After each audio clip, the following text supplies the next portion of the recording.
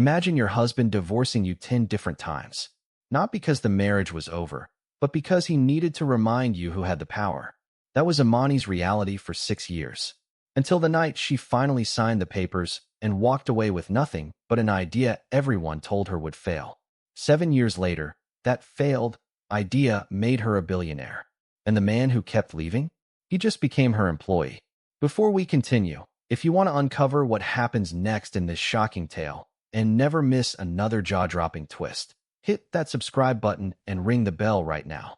This support helps this channel bring you even more stories like this. Now let's jump deep into the story. This is temporary, Imani. You understand that, right? Ryan Whitaker's voice carried across the Dallas hotel ballroom just loud enough for the executives nearby to hear. Imani Brooks stood beside him in an emerald gown she'd saved 3 months to afford, holding 2 champagne flutes while he networked with his logistics firm's senior partners. He wasn't even looking at her. "I'm filing again after the holidays," he continued, tone casual, as if discussing weekend plans. "I need to focus on rebuilding my career without distractions. You've been supportive, but I think we both know this has run its course." One of the executives shifted uncomfortably. Another cleared his throat and walked away. Imani felt something crack open inside her chest, not from pain this time, but from clarity. This was the 10th time. 10 divorce filings in 6 years of marriage. Each one strategically timed. After her promotion at the financial analysis firm, after she published her first white paper on predictive banking systems, after she spoke at a fintech conference in Austin. Every time she gained traction, he filed. Every time he needed her income to cover his investment losses or her intellect to solve his company's problems, he withdrew the filing. Every single time, she had stayed, apologized, compromised. She believed that marriage meant endurance, that love required patience, that standing by your partner through difficulty was what you were supposed to do. But watching him smile at potential investors while casually discarding her in public, she finally understood. This wasn't love struggling through hard times. This was control disguised as chaos. Ryan pulled a folded envelope from his jacket pocket and placed it on the cocktail table beside her. "The papers are already drawn up. Makes it easier for both of us. Clean break this time." He walked away before she could respond, his hand already extended toward another executive, already moving forward as if she'd never existed. Imani picked up the envelope, her hand steady, her eyes dry. She opened it, pulled out the divorce decree, and found a pen in her clutch. One signature ended 6 years of cyclical abandonment. She set the papers on the bar, walked out of the ballroom, and took out her phone. 6 years earlier, Imani Brooks had been the kind of woman who saw potential everywhere, in broken systems, in undervalued data, in people others had written off. She'd met Ryan Whitaker during a graduate finance program networking mixer in Atlanta, working her way through her master's degree on scholarships and part-time consulting gigs. He'd seemed different from the other men in the program, less concerned with status, more interested in ideas. He'd listened when she talked about predictive modeling. He'd asked questions. He'd made her feel seen. Their courtship was a whirlwind. Dinners debating economic theory. Weekend drives to the North Carolina mountains where his family had a cabin. Late-night conversations about building something meaningful together. The wedding was small, elegant, held at a botanical garden in Atlanta with her mother crying happy tears and his parents smiling politely from the front row. The first divorce filing came 18 months later. Imani had just been promoted to senior analyst. The raise was modest but significant, enough to finally start saving, enough to prove she was moving up. She'd come home excited to celebrate. Ryan was sitting at their kitchen table with papers spread before him. "I think we moved too fast," he said. "I'm not ready for this level of commitment." She begged, cried, promised to be more supportive, more available, more understanding. He withdrew the filing 3 weeks later, right before a major presentation at his logistics company, one he needed her help preparing for. The second filing came after she published her first industry white paper. The third after she was invited to speak at a conference. Each time, the pattern was identical. Her success, his filing, her emotional collapse, his strategic withdrawal when he needed something. By the 10th time, Imani had stopped counting the days between filings. She'd started counting the reasons she stayed. That night in Dallas, watching him hand her divorce papers in public like a business transaction, she ran out of reasons. Imani booked a one-way ticket to San Jose from her hotel room. She transferred her personal savings, the consulting money she'd kept separate, the emergency fund she'd been building quietly for 3 years, into a new account he couldn't access. She deleted herself from their shared credit cards, joint bills, their intertwined financial life. Then she pulled out a folder she'd kept hidden in the bottom of her suitcase, provisional patent applications for a predictive AI financial risk platform. The idea she'd pitched to Ryan 2 years earlier over dinner, the one he dismissed as too complicated, too theoretical, not practical for real-world banking. She'd filed the provisional patents anyway, without telling him, using her maiden name. The flight left at 6:47 a.m. By the time Ryan woke up in Charlotte, Imani was landing in California, walking into a future he didn't know existed. She sent one message, papers signed. Don't contact me again. Ryan read it over coffee, shrugged, and deleted it. He had no idea what he'd just lost. The San Jose fintech incubator occupied the second floor of a converted warehouse that smelled like coffee, ambition, and desperation. Imani's desk was in the corner, a folding table from Target, a used monitor from Craigslist, and a determination that scared even her sometimes. Her first apartment was a studio where the heat only worked 3 days a week. She slept on an air mattress for 4 months. She ate ramen and grocery store rotisserie chicken and learned to make 1 cup of coffee last 6 hours. This wasn't the life she'd imagined when she graduated with honors from her finance program. This wasn't the stability her mother had hoped marriage would provide. This wasn't anything close to the luxury corporate spouse life she'd left behind in Charlotte. But it was hers. Every line of code she wrote was hers. Every algorithm she refined was hers. Every patent she filed was in her name alone. The incubator gave her access to mentors, mostly burned-out Silicon Valley veterans who'd made fortunes in the dot-com boom and lost them in the bust. They looked at her financial risk prediction platform and saw potential, but also massive barriers to entry. Banks don't trust AI, one mentor told her bluntly. They trust people, relationships, legacy systems they've been using for decades. Then I'll prove the AI is better, Imani replied. She spent 18 months building the prototype, working consulting gigs during the day to pay rent and coding at night until her eyes burned. The platform analyzed patterns in loan default rates, investment behaviors, market fluctuations, regulatory changes, thousands of data points that human analysts could miss, but AI could synthesize in seconds. She called it Vanguard. Her first pitch to investors was a disaster. She walked into a Sand Hill Road venture capital office in a borrowed suit, carrying a presentation she'd rehearsed 40 times. The partner listened for 12 minutes before cutting her off. This is interesting academic work, he said dismissively, but it's not investable. Banks will never replace human judgment with software.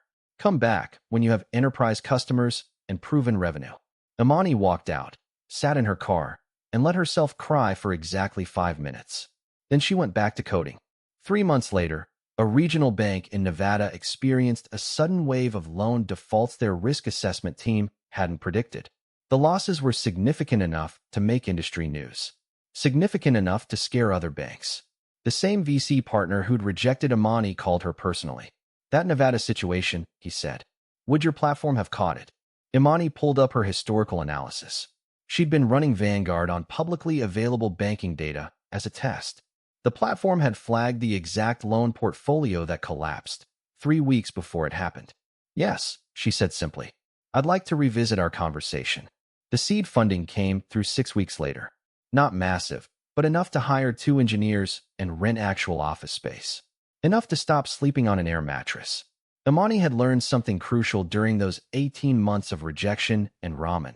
She didn't want to just build a successful company. She wanted to build something that couldn't be taken away. Something that proved she'd never needed Ryan's approval, support, or permission to be brilliant. She'd been brilliant all along. She'd just been too busy trying to save a marriage to notice. The breakthrough came in year 3. A mid-sized bank in Colorado agreed to a pilot program. They gave Vanguard access to 6 months of historical data and asked the platform to predict high-risk loan applications. The AI identified 17 applications that traditional assessment had approved. 14 of those loans defaulted within 90 days. The bank's CEO called Imani personally. How soon can you scale this? Within 2 years, Vanguard had contracts with 12 banks across the western United States. The platform's accuracy rate for predicting financial risk was 94%, unheard of in an industry where 70% was considered excellent. Imani rebranded the company with a neutral corporate name that didn't immediately identify her as founder. She hired executives who could handle day-to-day operations while she focused on innovation. She built buffer layers, COO, CFO, department heads, so she wouldn't have to be the public face constantly. She wanted the company to succeed based on the technology, not her personal story. The valuation crossed $100 million in year 5. By year 6, Vanguard had secured federal financial risk consulting contracts and was being used by major banking institutions nationwide. Imani Brooks, the woman who'd signed divorce papers in a Dallas hotel ballroom, was now a billionaire. And Ryan Whitaker, the man who'd told her no bank would ever trust software over human judgment, had no idea any of it existed. Charlotte, North Carolina, Ryan's timeline. Ryan Whitaker had always believed in instinct over data. It was how his father had run businesses, how his grandfather had built the family's modest wealth, how men in his social circle made decisions. You trusted your gut. You relied on experience. You didn't let computers tell you what to do. So when his analytics team at Whitaker Logistics came to him with predictive models showing supply chain vulnerabilities in their Southeast Asian manufacturing partnerships, he dismissed them. These models don't account for relationship capital, he told his COO. I've worked with these vendors for years. I know them. I trust them. 6 months later, a combination of political instability, shipping delays, and vendor bankruptcies created a cascade failure that Whitaker Logistics couldn't recover from. Contracts defaulted. Insurance didn't cover the full losses. Investors pulled out. Ryan watched his company collapse in real time, understanding too late that every warning sign had been there in the data his team presented. Data he'd ignored because he trusted his instinct more. The bankruptcy was finalized on a Tuesday morning in October. His professional reputation followed shortly after. In logistics circles, people talked. They remembered. They avoided the executive who'd ignored his own risk assessment team and lost everything. Ryan moved to a smaller apartment, then a studio. Then he started applying to jobs 3 levels below where he'd been. Rejection emails piled up in his inbox like evidence of a life that had stopped working. San Jose to New York, Imani's timeline. While Ryan's world contracted, Imani's expanded in ways she'd never imagined. Vanguard Systems Group opened headquarters in Lower Manhattan, sleek glass and steel, the kind of building where important decisions got made. Imani hired the best talent, engineers from MIT and Stanford, financial analysts from Goldman Sachs and JP Morgan, operations specialists who'd built Fortune 500 infrastructures. She launched a financial literacy foundation focused on women leaving controlling relationships, programs that taught financial independence, business development, investment strategies. The foundation operated separately from Vanguard, funded by her personal wealth, staffed by people who understood that money wasn't just about accumulation. It was about freedom. She opened tech mentorship programs in Atlanta, in the neighborhoods where she'd grown up, where brilliant kids existed but opportunity didn't always reach. And through it all, she kept building, kept innovating, kept proving that the idea Ryan had called too complicated was revolutionizing how major institutions understood financial risk. She'd stopped defining herself as the woman Ryan had left. She'd become the woman who built something he couldn't comprehend. The application. Ryan saw the job posting on a Thursday afternoon while scrolling through LinkedIn at the public library. Logistics coordinator, Vanguard Systems Group, Manhattan, New York. He'd never heard of the company, but the job description matched his skill set perfectly. Modest salary, but stable. Benefits included. Federal contract work meant security. He applied immediately, using a resume that highlighted his operational experience while carefully downplaying the bankruptcy. 3 weeks later, he received an email requesting a phone interview. The interview went well, surprisingly well. The hiring manager seemed impressed with his logistics background, his understanding of supply chain complexity, his hands-on experience. We value people who've been in the trenches, the hiring manager said, who understand that operations aren't just theoretical. Ryan felt hope for the first time in months. The second interview was with an operations director who asked detailed questions about process optimization, vendor relationship management, crisis response protocols. Ryan answered confidently. This was what he knew, where his experience mattered. You'll fit well here, the director said. I'll recommend you move to the final stage. 2 days later, the offer letter arrived. Ryan read it 3 times, barely believing what he was seeing. Fair salary, comprehensive benefits, start date 2 weeks out. He accepted within an hour. The relief was overwhelming. This was his chance to rebuild, his chance to prove he could still contribute, still be valuable, still matter in a professional world that had written him off. He had no idea who owned Vanguard Systems Group. He had no idea that the company's flagship product, the predictive AI platform revolutionizing financial risk assessment, was the exact idea he'd dismissed as too complicated 7 years earlier. And he had no idea that the woman whose divorce papers he'd handed her in a Dallas hotel ballroom had approved his final hiring. The onboarding email was brief. First day orientation, Monday, 9 a.m., Executive Conference Room 4. Business formal attire. Please arrive 15 minutes early for badge processing. Welcome to the Vanguard team. Ryan set 3 alarms. Bought a new tie.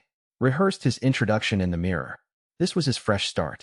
This was his second chance. What he didn't know was that Imani Brooks had watched his application move through the hiring process with the kind of calm, strategic patience she'd learned during those 18 months of rejection and ramen. She hadn't blocked his hire. She hadn't interfered with the interviews. She'd simply let the system work, the same hiring system that valued skill and experience over personal history, the same system that would bring him face-to-face with the woman he'd underestimated for 6 years. On Monday morning, Ryan Whitaker would walk into Executive Conference Room 4 expecting standard corporate orientation. Instead, he'd walk into the moment that would change everything he thought he understood about power, consequence, and the woman he'd left behind. Monday, 8:45 a.m., Vanguard Systems Group headquarters. Ryan adjusted his tie for the 3rd time in the elevator mirror, trying to project confidence he didn't entirely feel. The building was intimidating, all glass and steel, and the kind of corporate polish that spoke of serious money. His temporary badge hung from a lanyard. Whitaker, Ryan, Logistics Cord, new hire. Not prestigious, but honest work. A foothold. Enough. The elevator opened on the 4th floor into a hallway lined with abstract art and motivational quotes etched in brushed steel. Ryan followed the signs to Conference Room 4, arriving exactly 15 minutes early. The room was already half full with other new hires, a mix of ages and backgrounds, all wearing the same nervous first-day energy. Ryan took a seat in the middle, nodded politely to the woman beside him, and tried to look like he belonged. The HR representative entered at 8:58 a.m., exactly on time, carrying a tablet and wearing the efficient smile of someone who'd done this orientation 100 times. Good morning, everyone. Welcome to Vanguard Systems Group. We're thrilled to have you joining the team. This morning, you'll hear from several department heads about company culture, operational expectations, and career development opportunities. She clicked a remote, and the wall screen illuminated with the Vanguard logo, a stylized V constructed from intersecting data streams. But before we get into the details, our founder and CEO wanted to personally welcome this quarter's new hires. She makes it a point to meet every incoming employee during their first week. Ryan felt a flutter of interest. Meeting the CEO on day 1 was unusual. Impressive. It suggested a company that valued its people. She'll be here any moment. The doors at the far end of the conference room opened. A woman entered, flanked by 2 senior executives. She wore a charcoal suit that was clearly custom-tailored, her natural hair styled in elegant locks that framed her face. She moved with confidence that didn't announce itself. It simply existed, undeniable and absolute. She walked toward the head of the table, heels clicking softly against polished floor. Ryan's brain registered fragments before it could process the whole. The way she moved, purposeful, controlled. The set of her shoulders, stronger than he remembered. The angle of her jaw, familiar in a way that made his stomach drop. Then their eyes met. The room didn't actually fall silent. People were still shifting in seats. The HR rep was still smiling. Someone was still typing. But for Ryan, all sound ceased. Imani Brooks stood at the head of the table, looking directly at him with an expression that held no anger, no surprise, no emotion he could identify. Just acknowledgement. Just power. She held his gaze for 3 seconds that felt like 3 hours. Then she turned to address the room. Good morning. Welcome to Vanguard Systems Group. I'm Imani Brooks, founder and executive chair. She clicked the remote, and the screen behind her shifted. Vanguard Systems Group, revolutionizing financial risk analysis through predictive AI. Ryan couldn't breathe, couldn't move, couldn't process what he was seeing. This wasn't possible. The woman he'd handed divorce papers to in a Dallas hotel ballroom, the woman he'd called temporary support, was standing at the head of a Manhattan boardroom as founder of a company he'd just been hired into. I trust our hiring process brought you here because you're the best at what you do. Her eyes moved methodically across faces in the room. When they touched on Ryan again, she didn't linger, didn't pause, just continued with the same professional courtesy she extended to everyone else. We built this company on one principle. That data, when properly analyzed and understood, tells the truth before circumstances force you to accept it. Someone beside Ryan scribbled notes. Another new hire leaned forward, engaged. Ryan just stared. Financial institutions have traditionally relied on human judgment for risk assessment. She advanced to the next slide, a graph showing Vanguard's predictive accuracy versus traditional methods. But human judgment, while valuable, carries inherent bias. It misses patterns. It overweights personal relationships and underweights systemic indicators. The graph showed 94% accuracy for Vanguard's AI platform versus 68% for traditional assessment methods. Ryan's hands shook. He clasped them under the table. Our technology doesn't replace human expertise. It enhances it. It gives financial professionals the data they need to make informed decisions before risk becomes crisis. She paused, her hand resting lightly on the table. Before we go further into operational structure, I want to share briefly how Vanguard began, because understanding our origin helps you understand our mission. She looked at Ryan again, just a glance, barely a second, but deliberate. 7 years ago, I had an idea that everyone told me would never work. Experts said banks would never trust AI over human relationships. Investors said the technology was too complicated for practical application. People I respected told me it wasn't worth pursuing. Ryan felt the weight of every person in the room, though none of them knew. None understood what she was really saying. But I believed the data. I believed in the potential of predictive modeling to prevent financial catastrophe. So I built it anyway. She advanced to the next slide, a timeline showing Vanguard's growth from one-person operation to billion-dollar company with federal contracts and major institutional clients.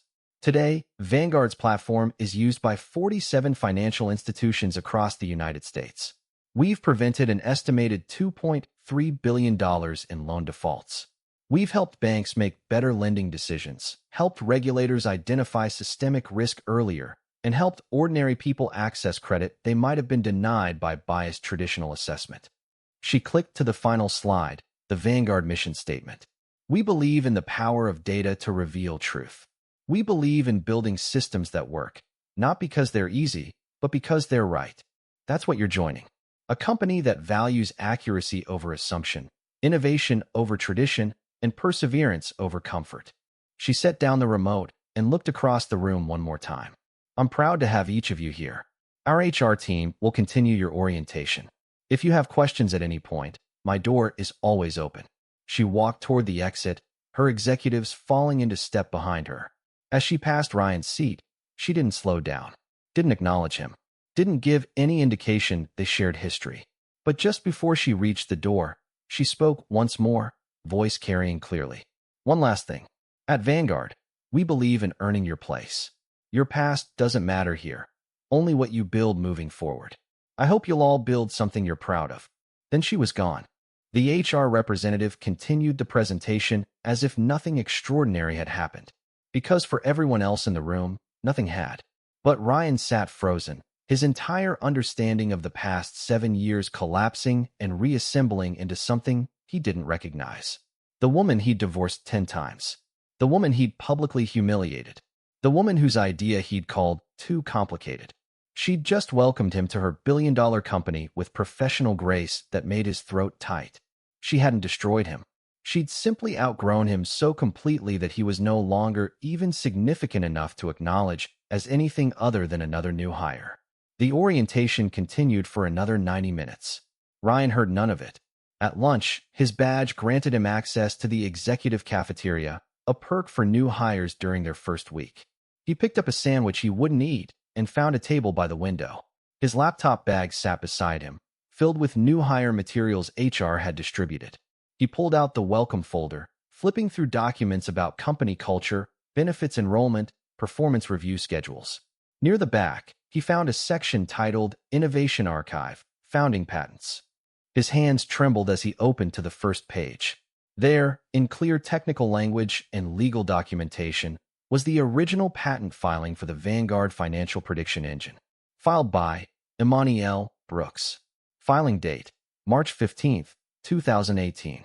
9 months before their final divorce. She'd been building this while he'd been planning to leave her. Again, she'd been filing patents while he'd been filing divorce papers. She'd been creating her future while he'd been trying to control her present. Ryan closed the folder carefully, hands shaking so badly he had to set it down. She hadn't won by fighting him. She'd won by becoming someone he could no longer touch. 3 months later, Internal Innovation Summit, Washington, D.C. Ryan had learned to navigate Vanguard with careful professionalism that came from knowing you were being watched, not maliciously, but with quiet awareness that comes from shared history neither party acknowledged publicly. He did his job well. Coordinated logistics for the Federal Contract Division, optimized supply chain systems, managed vendor relationships. Competent work. Honest work. The kind of operational excellence he'd once built an entire company on. But every time he walked through Vanguard's offices, he was reminded that this wasn't his world anymore. This was hers. The quarterly Innovation Summit was mandatory for all employees above coordinator level, a 2-day event where Vanguard showcased new technology, shared strategic vision, and reinforced company culture. Ryan flew to D.C. on a Tuesday morning, checked into the company-booked hotel, and tried to treat it like any other professional conference. The summit opened with presentations from various department heads, predictive modeling improvements, new client acquisitions, international market expansion. Each presentation showed a company operating at the highest level of financial technology innovation. Then the afternoon keynote was announced. Please welcome Vanguard's founder and executive chair, Imani Brooks, presenting From Concept to Execution, the 7-year journey of building predictive financial systems. The auditorium lights dimmed. Imani walked onto the stage in a deep blue suit, her presence commanding the room without effort. Ryan sat in the middle section, surrounded by colleagues, trying to look like this was just another corporate presentation. 7 years ago, Imani began, her voice filling the space. I was sitting in a studio apartment in San Jose, eating ramen for the 4th night in a row, and trying to convince myself that the idea I was building wasn't completely insane. Light laughter rippled through the audience. I had $14,000 in personal savings. I had a provisional patent for technology nobody believed in. And I had recently ended a 6-year marriage that had taught me the most important lesson of my professional life. Ryan's chest tightened. That lesson was this. Other people's belief in you is optional. Your belief in yourself is not. She clicked to the next slide, a timeline of Vanguard's development, month by month, starting from March 2018. This timeline shows our company's growth from concept to billion-dollar valuation. But what it doesn't show is what I was leaving behind when I started. She paused, scanning the audience. I was leaving behind a relationship where my intelligence was seen as threatening instead of valuable, where my success triggered punishment instead of celebration, where my ideas were dismissed as too complicated instead of being recognized as innovative. Ryan felt every word like physical weight. I share this not for sympathy, but because I know many of you have experienced something similar. You've been in environments where your potential was minimized, where you were told your ideas wouldn't work, where success came with consequences instead of rewards. The audience was completely silent, hanging on every word.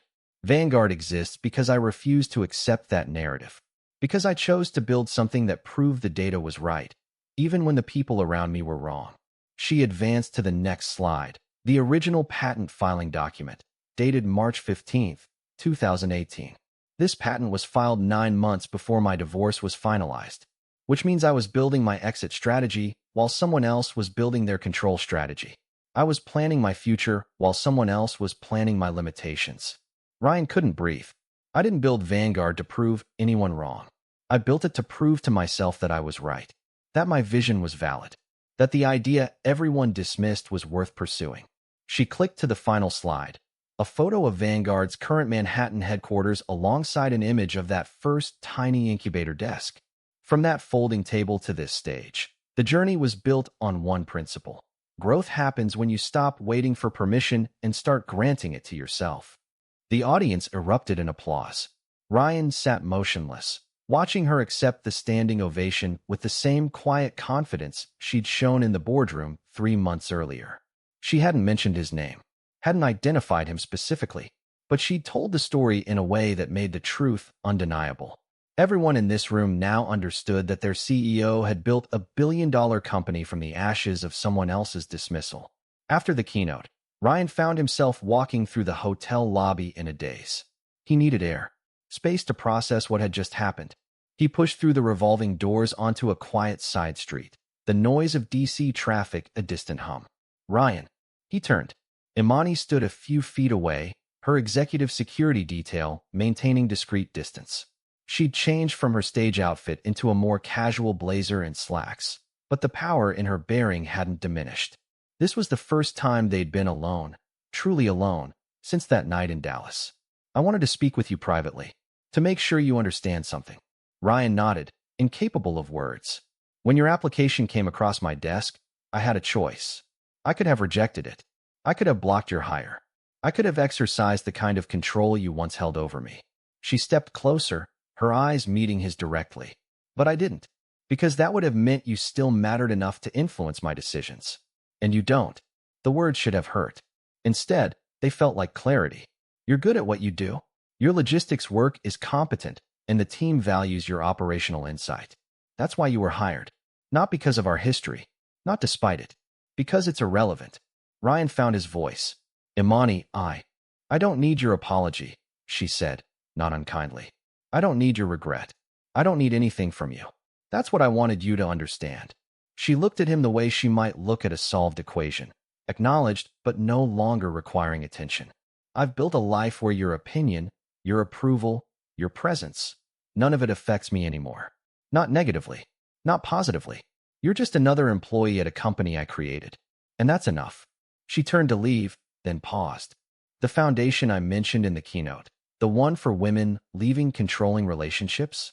We offer financial literacy programs, business development resources, legal support. If you know anyone who might benefit, the information is on our website. Then she walked away, her security detail falling into step, leaving Ryan standing alone on a DC side street with the weight of 7 years pressing against his chest. 6 months later, Imani stood before 200 students at Atlanta Metropolitan State College, the same community college where she'd taken her first finance courses before transferring to a 4-year university. The auditorium was full, students, faculty, community members who'd heard that a local billionaire was returning to where she started. I'm not here to tell you that success is easy. I'm here to tell you it's possible. Even when you're starting from scratch. Even when people underestimate you. Even when you're building something nobody believes in except you. A young woman in the front row raised her hand. How did you know when to walk away from something that wasn't working? Imani smiled. When I finally understood the difference between perseverance and self-abandonment. Perseverance is staying committed to your goals even when they're difficult. Self-abandonment is staying in situations that require you to become smaller in order to survive. She paused, remembering a hotel ballroom in Dallas, divorce papers on a cocktail table, and the clarity that had finally broken through 6 years of confusion. Walking away isn't failure.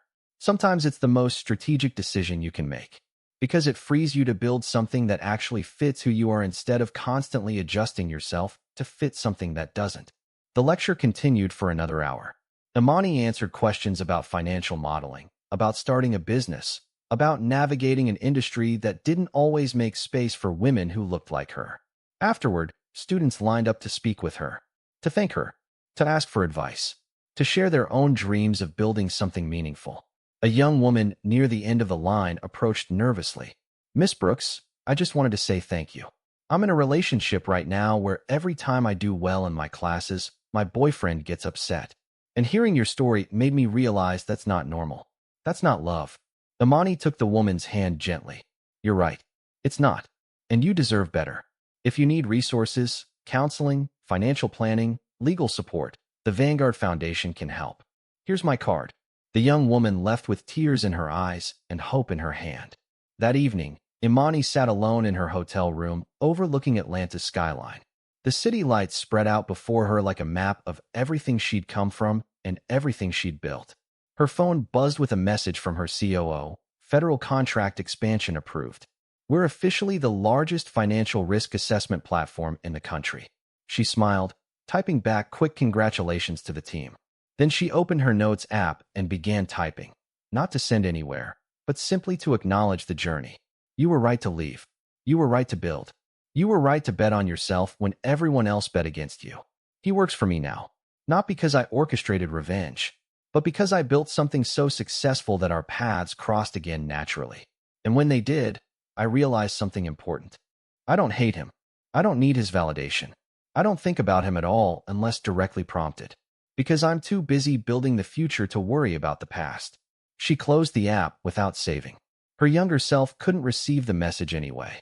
But the woman she'd become, the woman who'd turned too complicated into revolutionary, who'd transformed dismissal into a billion-dollar empire, who'd outgrown an entire life that tried to keep her small, that woman didn't need reassurance.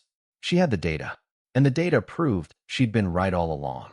She didn't win by proving him wrong. She won by building a life where his opinion no longer mattered. Thank you for watching. If this story resonated with you, please hit the subscribe button and let us know in the comments. What's one thing you're building that others have told you is too complicated? Your journey matters. Share it below. The end. Thank you for watching this story to the end. If you enjoyed this story, you will surely love the next one. It's as crazier and more intriguing as you can ever imagine. So do check it out. Subscribe, like, and click on the image showing on your screen right now to watch the next one.